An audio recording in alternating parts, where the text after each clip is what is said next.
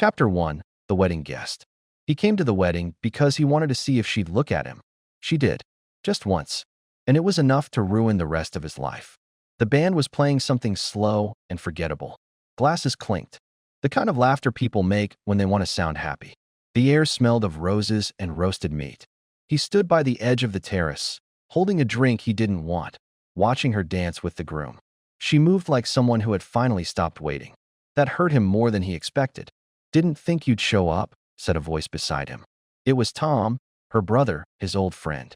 Tom looked older, heavier around the eyes, but his grin was the same. "I almost didn't," he said. Tom chuckled. "Well, you made an entrance." She noticed. He looked down at his glass. "I know." They stood in silence for a while. The kind men used to keep their hearts from saying too much. The sun was setting behind the chapel, staining everything in gold. The guests looked beautiful in that light, even the ones who didn't deserve to. When she passed by again, her hand brushed against the fabric of her dress as if she were smoothing it for him to see. He wondered if she knew what she was doing. He hoped she didn't. "Still not over her?" Tom asked quietly.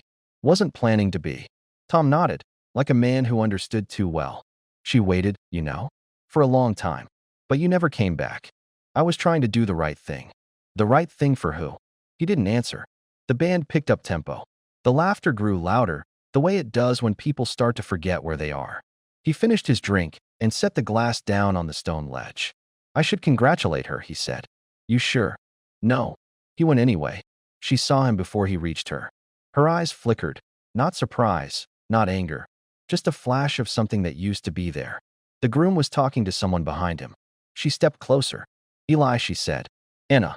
They stood too close for strangers, too far for what they had been.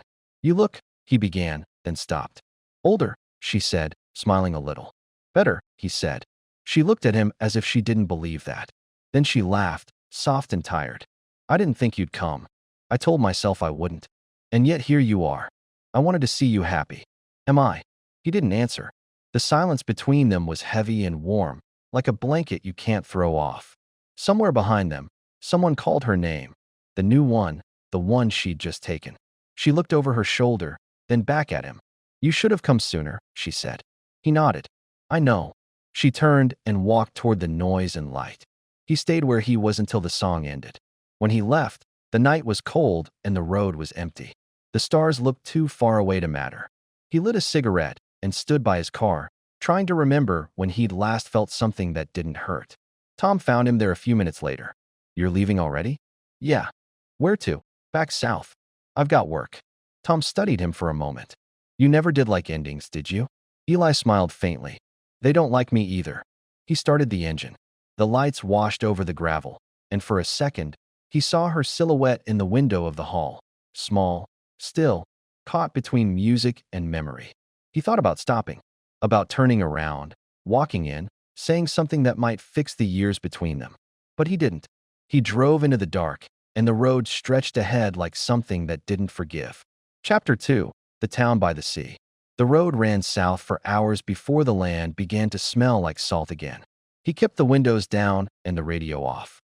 The air was warm, heavy with brine, the way it used to be when they lived there. He hadn't planned to come all the way back. But the night was long, and memory is a strange kind of compass. By the time he saw the first lights of the harbor, the moon was over the water, broken into silver pieces by the tide. He parked in front of the old boarding house. The same paint was peeling off the shutters. The same old neon sign buzzed above the door. He stood there for a moment, hearing the faint sound of the waves, before going inside. Mrs. Callahan still ran the place. She looked up from her ledger and squinted through her glasses. "Eli Harper," she said, voice flat with disbelief. "I thought you died somewhere." "Not yet," he said. "Rooms still cost 20 a night. 30 now? Inflation." He smiled. "I'll take the one upstairs with the ocean view." She sniffed. "Same room you left. Still leaks when it rains." "That's fine. I don't mind the sound." She handed him the key. The metal was cold and familiar. "You here for long?" He looked at her, then at the old clock above the counter. "Just until I figure out why I came." The room hadn't changed. The wallpaper was still faded around the corners, and the bed still creaked when he sat on it. He opened the window, and the ocean came in, that restless breathing, that sound that makes you both calm and lonely. He lit a cigarette and watched the boats drifting under the pier lights. Down there, years ago, he and Anna had watched storms roll in and promised each other things they couldn't keep. He could still hear her laugh when she said, "You'll never stay anywhere long enough to see the sunrise twice." She had been right. In the morning, he went down to the harbor. The fishermen were still there, mending nets, cursing softly, drinking coffee that smelled burnt. They looked at him like you look at a ghost. "Back from the dead, Harper?" one of them called. "Not sure yet," Eli said. A few of them laughed. He bought a cup of coffee and sat on a wooden crate, watching the gulls circle the water. It was all the same. The smell, the sounds, even the rhythm of the sea. Only he was different. He walked past the old bookstore. Closed. A for lease sign on the window. That was where Anna used to work in the summers. She'd sit on the counter, barefoot, reading with her hair tied back, the fan turning slow above her head. He remembered the way she'd look up when he came in. That quick smile, that quiet knowing. He tried to walk past without looking too long, but the memories came like a tide, slow, then all at once. At noon, he went to the cafe across from the pier. The same chipped tables, the same smell of fried fish and old coffee. The waitress was new, young, polite, with tired eyes. She took his order and left him alone. He opened the newspaper someone had left behind. A photo caught his eye, Anna and her husband at a charity event. Her smile was practiced. Her eyes were not. He folded the paper and pushed it away. That was when he heard the voice. "Didn't think I'd ever see you here again." He looked up. It was Clara, Anna's cousin. Older now, sharper. She slid into the seat across from him without asking. "Hello, Clara," he said. "Hello, Trouble," she said. "You look worse." "I feel worse." She studied him. "So what brings you back? Regret? Nostalgia? Poor judgment? Maybe all three." She laughed.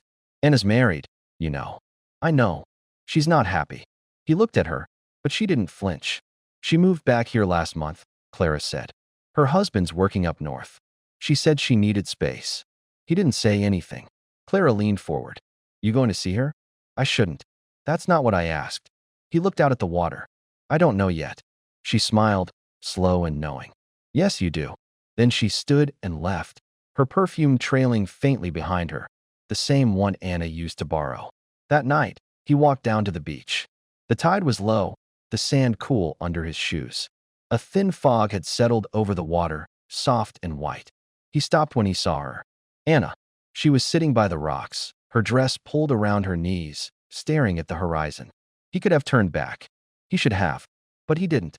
He walked toward her, slow, careful, like approaching a wounded animal. She turned her head slightly before he spoke. "I knew you'd come." He stopped a few feet away. "How?" She smiled faintly. "You always come back when you're lost." The fog thickened between them, and the sound of the sea filled the silence. "Why are you here, Eli?" she asked. He looked at her. The curve of her shoulders, the calm in her face. "Because I couldn't not be."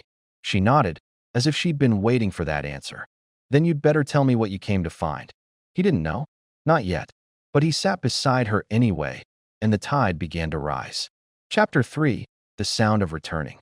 The morning came soft and gray. The sea was calm, the kind of calm that hides things. Eli woke to the cry of gulls and the slow creak of the old window. The fog had rolled in again, heavy and low, pressing against the glass like breath. He lay there for a while, listening. The world sounded the same as it used to, but quieter, as if waiting. He found her at the cafe that afternoon. Anna sat by the window, a book open in front of her, untouched coffee cooling beside it. She looked up when he walked in, but didn't smile this time. "Still like your coffee black?" she asked when he sat down. "Still pretending you drink yours?" She looked at the cup, then pushed it aside. Old habits. They sat without talking for a moment. The rain had started, faint against the glass. The air between them felt both heavy and familiar. "I didn't expect you to come back here," she said finally. "Neither did I." "What changed?" "I saw you." "That's not a reason. It's the only one I've got." She looked out the window, tracing a line in the fog with her finger. "You always did come back when things were too quiet." He smiled, but it didn't reach his eyes. "And you always knew when I would." They walked along the harbor later, past the boats rocking against their ropes. The water slapped gently at the pier. Everything felt smaller now. The town, the people, even the years between them. Do you ever think about it? He asked. About what? The night I left. All the time. He waited. You didn't even say goodbye, she said. Just a note. And a train that took you out of everything we were. I thought it would be easier for you. It wasn't. He nodded, ashamed of the old lie. It wasn't easy for me either. Then why? He looked out at the water. The sky was the same gray it had always been, the kind that promises rain but never delivers. Because I didn't think I was enough for what you wanted, he said. I wanted to be something first. Someone. You were, she said quietly. He turned toward her, but she didn't meet his eyes. They stopped near the rocks where the tide curled in and out. She sat on the low wall, her dress brushing the wet stone. You know, she said, I used to wait for you every evening that summer. I'd sit right here. Thought maybe you'd come back on one of the boats. I'd imagine you walking up the pier, carrying that stupid bag of yours. I didn't think you'd wait. Then you never knew me at all. The rain started, fine and cool, threading through her hair. She didn't move. Neither did he. He wanted to tell her everything. The places he'd gone, the people he'd met, how none of it mattered because every sound reminded him of her voice. But he didn't. Words were dangerous between them now. Instead, he said, I shouldn't have come today. Maybe not, she said, but I'm glad you did. That night, he sat in the same room at the boarding house, the one with the leaking ceiling. The rain hit the roof in long, uneven rhythms. He poured a drink and stared at the small pool of light from the bedside lamp. He thought of her hands, the way she'd looked at him when she said his name, the space between what was said and what was still left to say. He tried to sleep, but the sound of the rain turned into the sound of her voice. He gave up and went back outside. The town was half asleep, a few lights and windows. The rest was darkness and sea. He walked down to the docks, past the shuttered stalls and the smell of wet wood. She was there again, standing at the edge, her hair dark from the rain, the sea at her feet. He stopped behind her. Couldn't sleep? She didn't turn around. Didn't try. I thought you'd gone home. I am home. He stepped closer. Anna. Don't, she said softly. Not yet. He nodded, though she couldn't see it. The wind moved through them, cool and salted. Do you ever wonder, she said, if we would have made it? If you hadn't left? All the time. And, I don't know, maybe that's the worst part. She turned then, slowly. Her eyes were dark, her face lit by the pier light. Then don't leave again, she said. He didn't answer. He couldn't. She reached out and touched his sleeve. Light, almost not at all. It was enough.